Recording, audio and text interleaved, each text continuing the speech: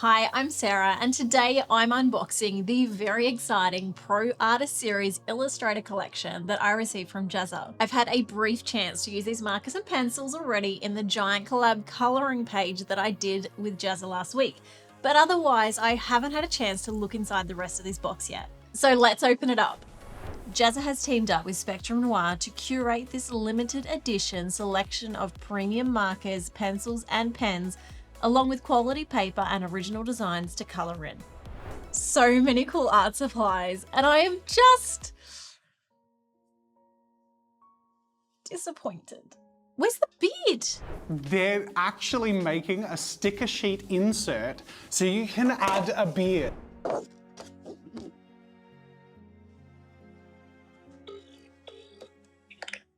this is Jazza speaking. Hey Jazza, it's Sarah. How you going? Yeah, good. How are you? Everything okay?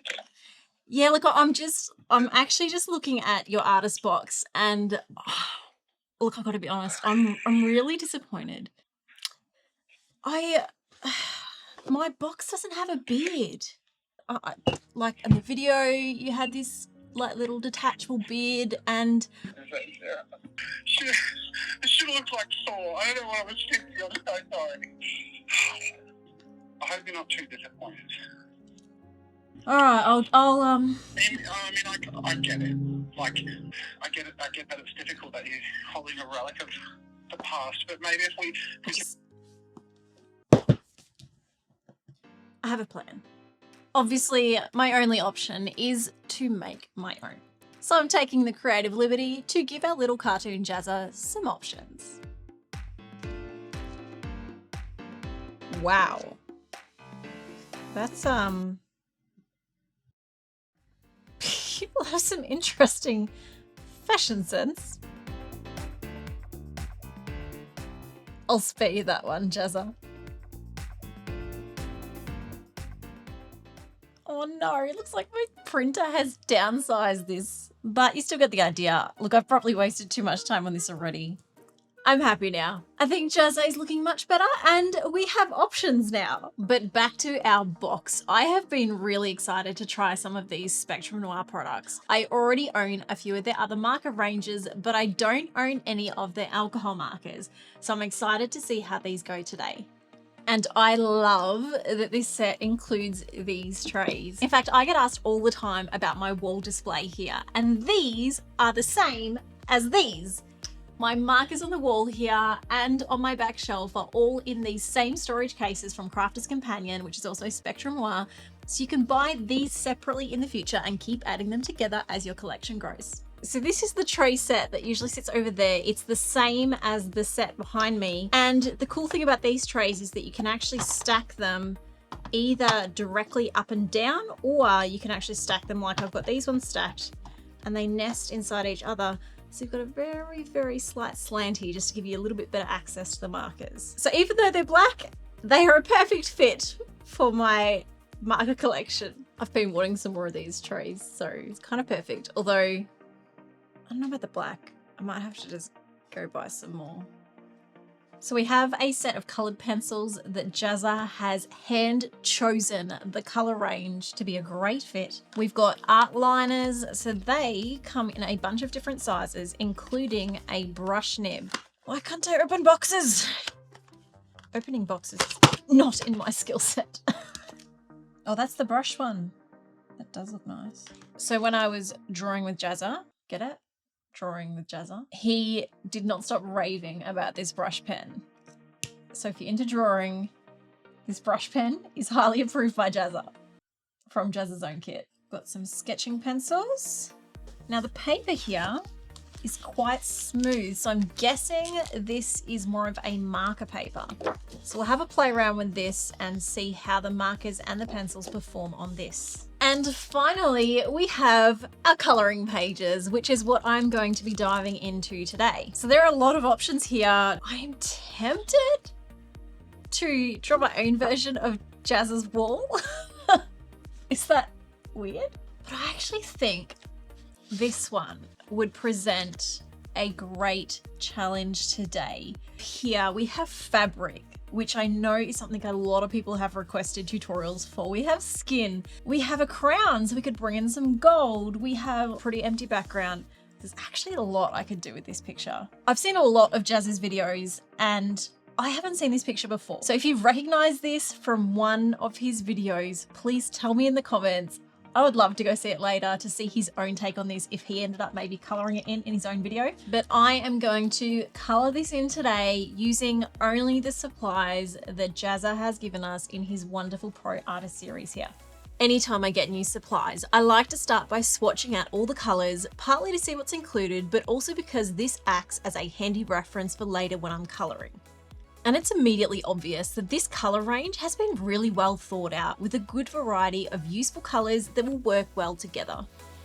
Another thing I do almost every time I color is choose a color palette from the color catalog. Not to limit myself, but to help me make those first decisions on what I want my overall page to look like. I'll include a link to this in the description. I'm looking for some deep, majestic colors today, something royal, maybe a bit moody. Actually, this color palette really grabs my attention. I like the earthy tone of these colors together, and I think the gold and the brown could work maybe in the hair, alongside either the red or the green. Both these markers are exactly the red or the green that I would choose for a dress like this, and I think both would look really good, but I've decided to go with the green. I did have a little more of a look in case something else grabbed my attention, but I keep going back to this same color combination. I think a green dress with some gold trim and maybe the reds and browns through her hair will look great. Finally, I just need to decide on a skin tone, and I've decided on a fairly pale queen today with the sandstone color marker included in this set. Adding more layers of this marker does make this slightly darker, so I'll decide on that as I get started. So I don't have a full plan, but I do have a starting point, and that's all we need. So let's get started on the coloring page and just see how we go. I'm starting out pretty simple, but I think I'm going to work towards a light source coming from behind my character, leaving a shadow towards the front. I'll use the darker and lighter green markers to start this shading and maybe try bringing in some gray in my darker areas too. I'll add even more shadows with the pencils later as this concept becomes a little more clear in my mind. Because this is marker paper, I really want to push myself to do more blending with my markers than I usually do. I'm more familiar with pencils, so I tend to use markers more as a base layer of color rather than using them as my main medium in my work. I would like to use markers more, so today feels like a great time to start. I do really like how well these markers blend on this paper. I don't feel like I have to rush to use them. They are easy to reactivate after they dry, so I can come back and add more color or work on these blends more and more. With the fabric, I'm using the lines that are already in the drawing to determine where my shading should go. For each solid line, I've added a bit of a darker shadow over it or right next to it. Without going too much into different light sources, this is a simple technique to add some depth to fabric with markers or with pencils. I'm adding darker shadows under and behind any folds of fabric, especially on the left side of my page because I'm intending for my light to be coming from the right side. Shading can feel quite intimidating if it's something you've never done before, but the best way to learn is to just have a go and practice. It definitely gets easier the more you do it, and eventually it does become intuitive.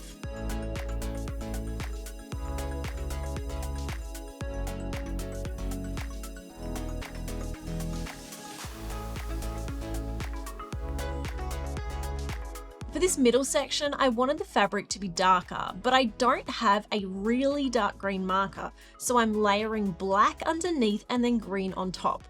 This was a bit of trial and error for me. This is not something I've actually tried before with markers, but I'm really surprised at how well this worked and how easily I've been able to lighten the black and change this color to a deep green with layering. That's both a reflection on the quality of these markers and the quality of this paper.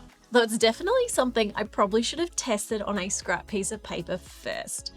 I feel like this dress needs some gold trim. So I'm taking the same approach that I've used in my previous video where I showed you how to draw gold with colored pencils, except I'm using markers. Basically, the idea is to use white, yellow, brown, and black in the right sequence and you'll end up with a shiny gold appearance. It often feels like a bit of guesswork, but it almost always comes together in the end. For this gold combination, I'm using the light yellow, canary, tan, russet, and true black markers from Jazza's set. I've also used the colourless blender to bring back some of the white where I wanted a bit more of a highlight again. I went really into depth into that gold video I mentioned before, so it's one worth checking out if this is something you'd like to learn. I'll pop a link in the description below for you to check it out.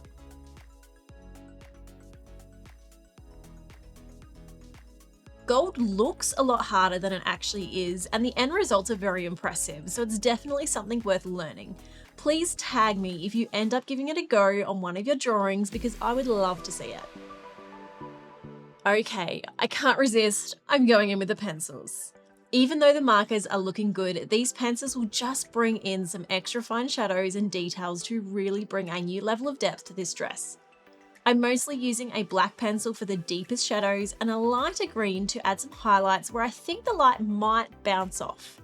These are some things I probably could do with the markers, but I often don't have a full picture in my head when I start a page, so I like to add and tweak as I go, and using pencils is a great way to do this.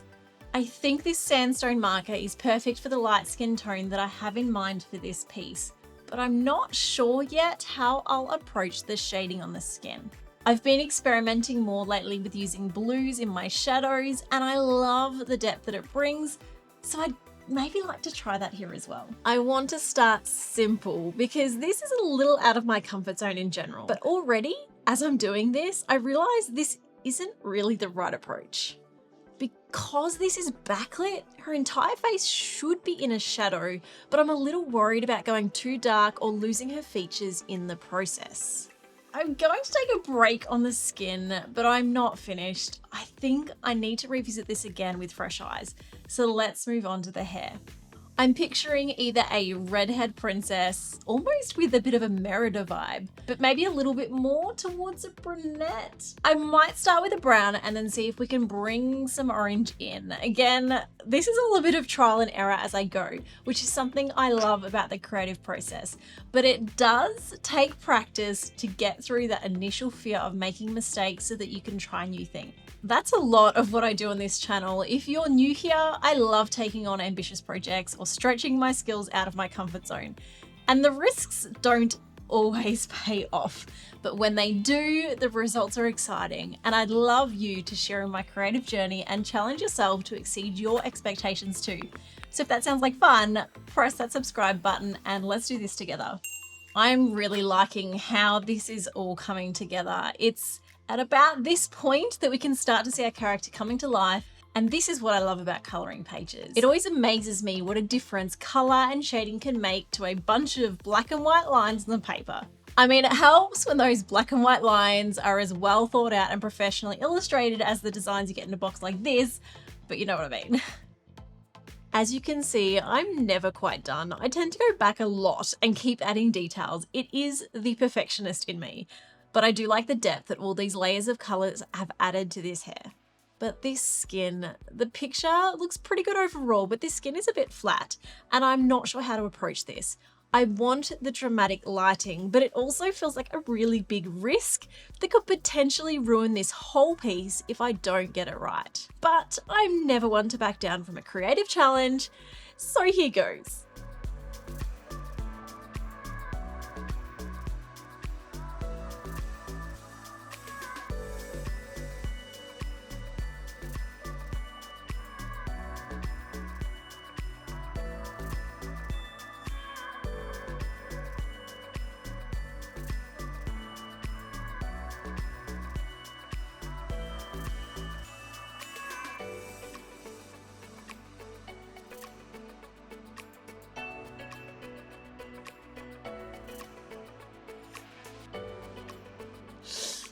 Oh, I'm not feeling so sure about this. Oh, what have I done?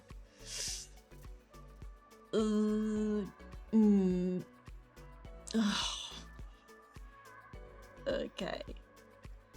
This is much darker than I anticipated, and oh, it's very brown. I think I need to bring in some more blues.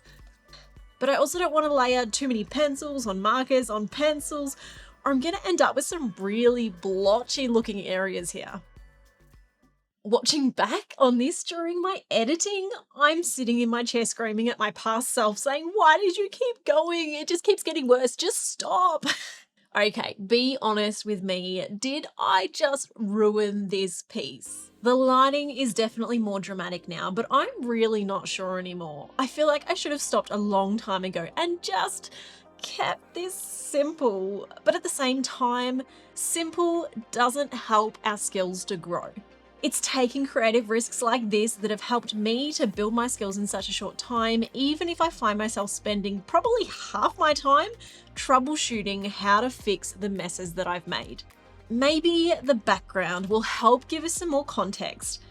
I want to show that the light is coming from behind, so I'm using my markers to create shadows on the left and lighter colors on the right. And as you can probably see, creating large areas of solid color with markers is not a strength of mine yet. I haven't done this much at all because I usually rely on my pencils. So let me know in the comments if you have any pro tips for doing backgrounds like this.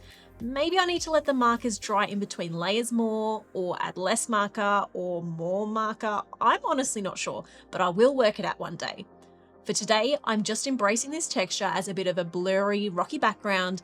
I'll add a layer of pencils to even out some of the really obvious bad blending, and I'm not going to stress over it being perfect.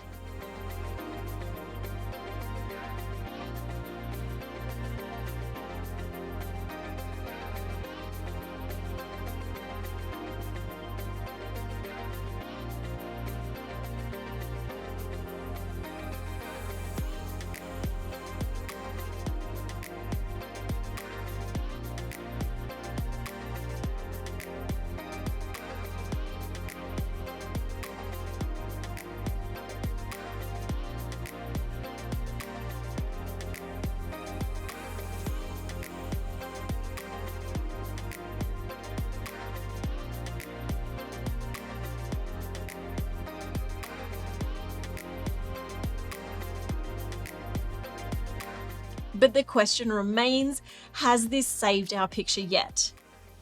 There are still a few areas left to colour, so let's finish these off. I wasn't sure at first what to do with this cape. Is this a cape or a robe? Or a robe? I don't even know. It's pretty though. But I didn't know if it should be like a transparent light fabric or something heavy and solid, so I'm just winging it. We're doing a layer with our background colors first, and then we'll go over it with the green. The end result will be a surprise to both you and me. Either a very dark green, which I'm happy with, or maybe a bit of blue will be shining through from the background, which I'm also happy with.